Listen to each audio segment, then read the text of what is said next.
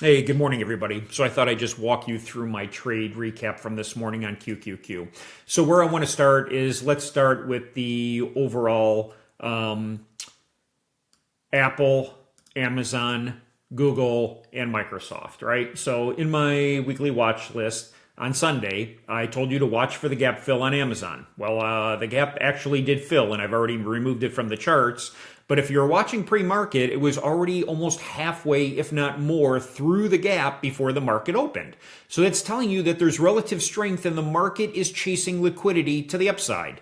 What was happening in Apple? Well, just again, always look left. So what was happening in Apple on Friday? It was really outperforming the entire market. I mean, look at this fantastic trend line to the upside. And where was it headed to right before the market closed?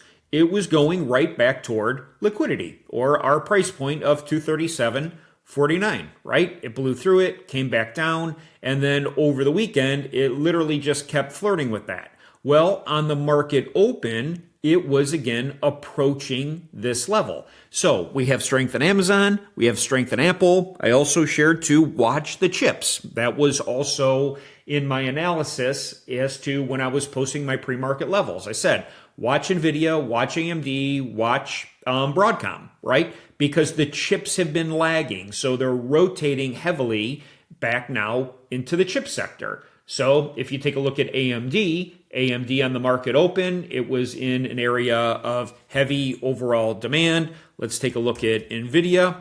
We'll take a check on that. Let's see.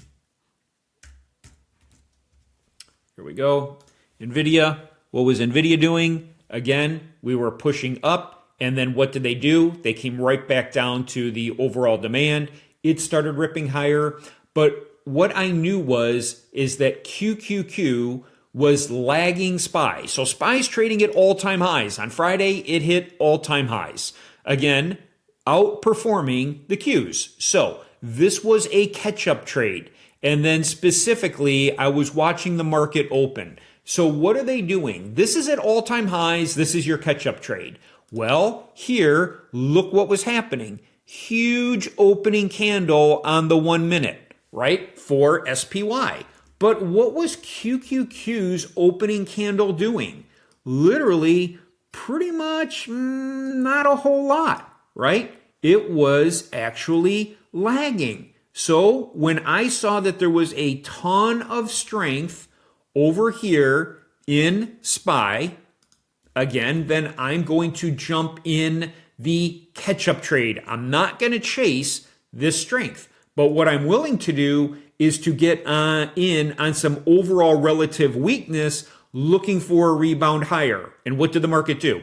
Pushed up to our level, consolidated, a new high, sold off. What did this do? As the money rotated out of SPY, where did it go back to? The Qs. And look, we were literally breaking my price level. This still had 2 more candles to go to break the next price level. So my trade was literally 2 minutes. Now, hindsight 2020, right? I should have held, and this thing would have been a 400% trade. But I got into calls at $78, and then within 2 minutes, the calls went to $132. Right now, if we were looking at them, and I believe I was in the 513s, if I'm not mistaken, I take that back, I was in the 512s.